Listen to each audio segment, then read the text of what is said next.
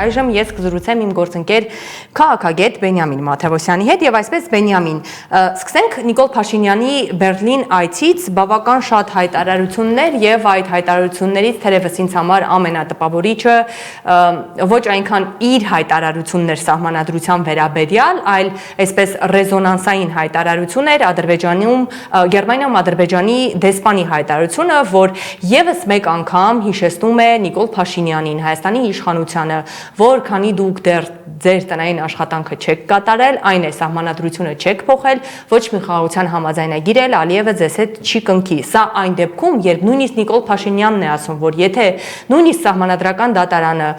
հակասահմանադրական է ճանաչում այդ համաձայնագիրը, ես նախաձեռնում եմ սահմանադրական փոփոխություններ։ Խնդրեմ մեկնաբանես դու այս տեղի ունեցող իրադարձությունները։ Դեսպանի հետ հարց ու պատասխանը Նիկոլ Փաշինյան ինքը բավականին հետաքրքիր էր, սիմվոլիկ էր հետևյալ համատեքստում։ Արփինը ինչից սկսեց հարցազրույցը, իրենց հարց ու պատասխանը։ Հայերենով բարի դեսպանը հայերենով բարևեց Նիկոլ Փաշինյանին, բարի գալուստ ասաց, որ եկել եք Գերմանիա։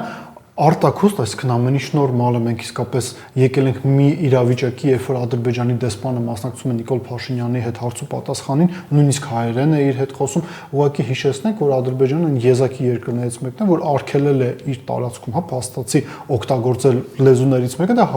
հենց Ադրբեջանն է եւ հայերեն լեզվին է վերաբերվում, բայց բովանդակային առումով մենք տեսնում ենք, որ ոչինչ չի փոխվել եւ նույնիսկ դեսպանի մակարդակով Ադրբեջանի Նիկոլ Փաշինյանն ասում է, որ դու պետք է փոխես սահմանադրությունը։ Ավելին, փոքր ավելի հեռու գնանք։ Վերջերս Բլումբերգում հրապարակում եղավ, որ Թուրքիան դիտարկում է Հայաստանի հետ սահմանը բացել մոտակա 6 ամսվա ընթացքում, վերջերս նաեւ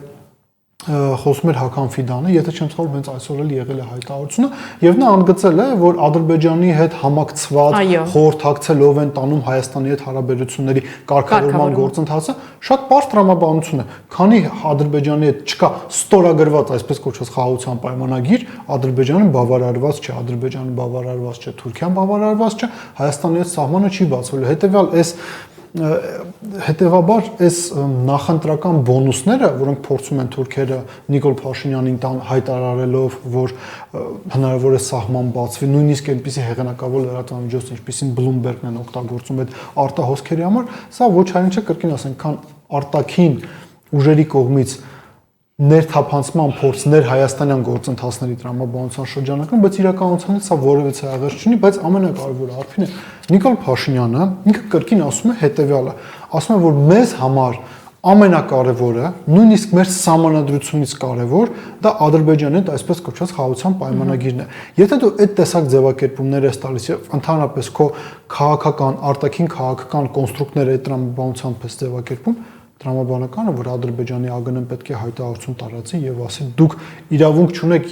եվրոպական Եվրոմիության հետ այնպիսի փաստաթուղթ ստորագրել, որտեղ կան դրույթներ, որոնք վերաբերվում են Ադրբեջանին եւ որոնք չեն բխում Ադրբեջանի պետական շահերից, այսպես ձևակերպենք, ինչից են ադրբեջանցիները բողոքում, որ այնտեղ կա խոսք Արցախից տեղահանված մեր հայրենակիցների վերաբերյալ, որ միջազգային քրեական դատարանի որոշումները պետք է կյանքի կոչվեն, ինչպես նաև իրենք բողոքել են նրանից, որ թրիպի վերաբերյալ որևիցե ձևակերպում չկա, ասում են, իսկ միգուցե Հայաստան այդքան էլ լուրջ չի վերաբերվում այս նախագծին։ Արփինե, մենք մեզ դրել ենք մի իրավիճակի մեջ, երբ որ Հայաստանի արտաքին քաղաքականությունը Ադրբեջանում կարծում են, որ իրենք պետք է որոշեն։ Մենք մի իրավիճակում ենք, երբ որ իրենք կարծում են, որ Հայաստանի ներքին քաղաքականությունը ադրբեջանցիները պետք է որոշեն։ Ինչու՞, որտեղ Նիկոլ Փաշինյանը ինստիտուցիոնալ առումով ասում է, եթե մեր սահմանադրությունը հակասում է խաղաղության պայմանագրին, մենք փոխում ենք ոչ թե խաղաղության պայմանագրի տեքստը, այլ փոխում ենք սահմանադրությունը։ Հետևաբար մենք այստեղ եւ երբ որ օրինակ այսօր ԱԳՆ-ն բողոքում էր Ադրբեջանի ԱԳՆ-ի հայտարարությունից, միգուցե իրենք բողոքեն Նիկոլ Փաշինյանից, որտեղ Նիկոլ Փաշինյանն է ադրբեջանցիներին փաստացի լեգիտիմ հնարավորություն տալիս այս տեսակ պահանջներ առաջ քաշել։ Իմ հարցը կանխեցիր, իհարկե էլի խոսվել է, բայց եթե փորձենք ընդհանուր եւ նաեւ փորձենք կարճ բացատրել։ Ընդհանուր առմամբ Հայաստան-Եվրամիություն գործընկերության ռազմավարական օրակարգը ինչի մասին է։ Դա հակառուսական ինչ-որ օրակարգ է։ Հայաստան-Եվրամիություն օրակարգը ֆունդամենտալ առումով հակառուսական է։ Ադրբեջան-Եվրոմիություն օրակարգը եւս ֆունդամենտալ առումով հակառուսական է։ Եվրոպացիները ըստ տրամաբանության իրենք փորձում են Հայաստան-Ադրբեջան հակառուսական դաշինք կերտել։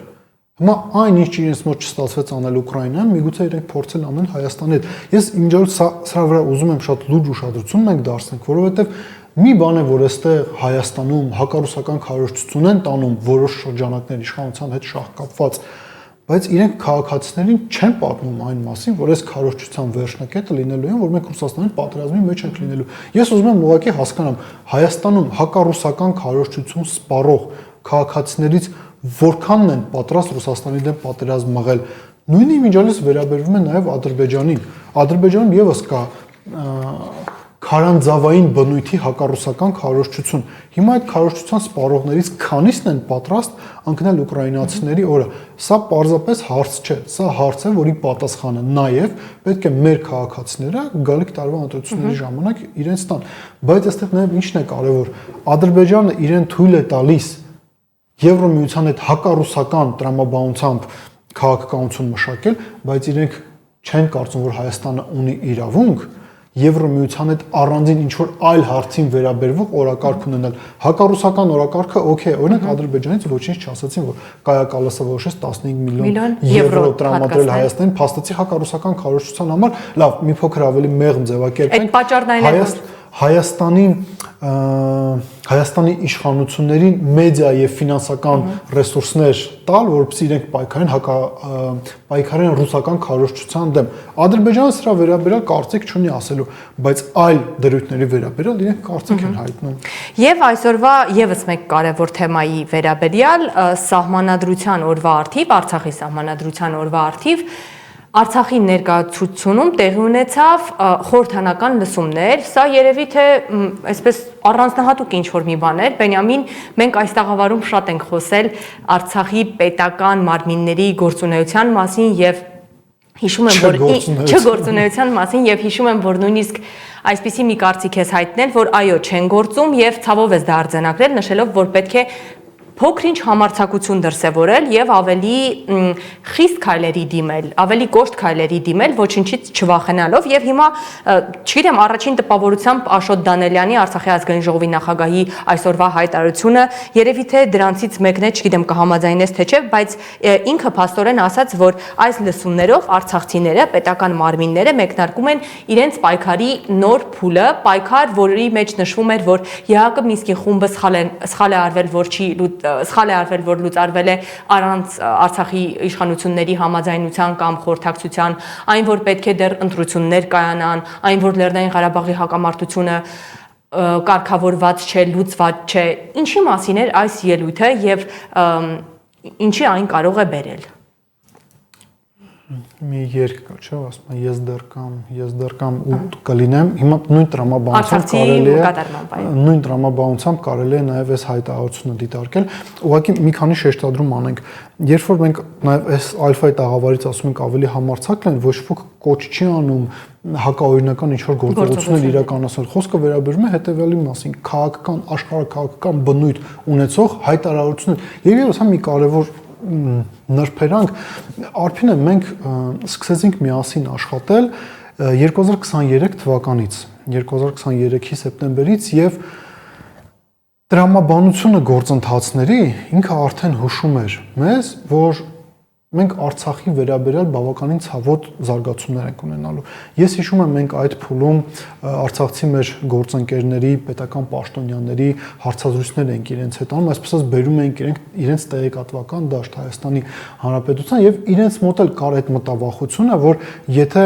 գնահատականների աստիճանը կամ կոշտությունը մի փոքր ավելի շատ լինի, Հայաստանից կարող է ինչ-որ այսպես ձևակերպենք ճնշում լինի, հակազդեցություն լինի։ Խնդիրը կայանում է հետեւյալում, նույն իմիջիայլոց նաև եկեղեցուն է վերաբերվում։ Անկախ նրանից դու ինչ կհայտարարես կամ դու չես հայտարարի, ինչ կանես կամ չես անի, Նիկոլ Փաշինյանը ունի ընկալում եւ ծրագիր։ Այդ ընկալման եւ ծրագրի շրջանակում ինքը միևնույն է քայլեր անելու է։ Հիմա նույնը վերաբերվում է արցախցիներին։ Օրինակ կար մտավախություն, որ այդ հայտնի 40 գումարած 10 ծրագիրը Հայաստանի Հանրապետության իշխանությունները կարող են չեղարկել, եթե հայտարարություններ լինեն Արցախի իշխանության ներկայացուցիչների կողմից։ Բայց Նիկոլ Փաշինյանը առանց այդ ճանապարհով գնում է։ Այսինքն այստեղ իսկապես առնվազն արձանագրումը, որ Արցախի պետական մարմինները կան, որ Արցախի հարցը փակված չէ։ Ես կարծում եմ ոչ միայն պետական տոնական օրերի ժամանակ Արցախյան կարելի է սրա մասին խոսել, տարբեր միջոցառումներ, ֆորումներ, գնահատականներ, չգիտեմ, գոնե սկսեն դրանից, որ ինչ որ լրատվական դաշտում ավելի տեսանելի լինեն, միգուցե դա կնպաստի նրան, որ մենք իսկապես կկարողանանք Հայաստանում մինչև քաղաքական փոփոխությունները այդ հարցը բաց պահել, մինչև հետագայում տեսնենք ինչպես մենք կկարողանանք այն օգտագործել ի նպաստ Հայաստանի Հանրապետության նաև, որովհետև այն ինչ հիմա Հայաստանի Հանրապետության հետ կատարվում է, ինչի մասին մեր զրույցի սկզբում խոսեցինք, որ Ալիևը ասում է դուք մեր հետ պետք է համաձայնեցնեք, թե Եվրոմիության հետ ինչ եք բանակցում եւ ստորագրում, պայմանավորված է նրանով, որ մենք զրկվել ենք ռազմավարական խորությունից, ֆիզիկական եւ դիվանագիտական, որը մեզ տալիս էր Արցախը։ Դրա համար հանուն Հայաստանի Հանրապետության մենք Արցախի հարցը պետք է բաց պահենք։ Շնորհակալ եմ մեկնաբանության համար։